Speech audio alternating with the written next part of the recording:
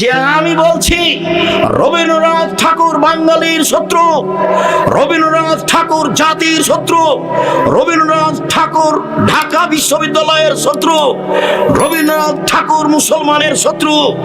ভারত, বাংলাদেশ, পাকিস্তানের মাটিতে সবচেয়ে খ্রিস্টানদের, ইংরেজদের বড় দালাল হচ্ছে রবীন্দ্রনাথ ঠাকুর।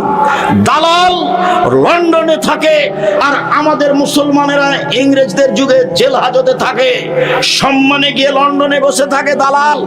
সেই দালাল গান বলে, ওমা তোমার আকাশ, ওমা তোমার বাতাস। আমি তখন বলি তোর বাপের আকাশ। আমি এ কথা বলতে পারি না, আমার ছেলে মেয়ে বলেনি, বলবে না। আমি বলেছি 1971 সাল থেকে নিয়ে এখন পর্যন্ত এদেশের মাটিতে কোনো শিক্ষিত মানুষ শিক্ষামন্ত্রী হয়নি। এ প্রত্যেকটা কথাই কথাই বলে, ও কালিমা তোমার আকাশ, ও কালিমা তোমার বাতাস। সেই গান আমার মুসলিম ছেলে মেয়ে বলে কি করে?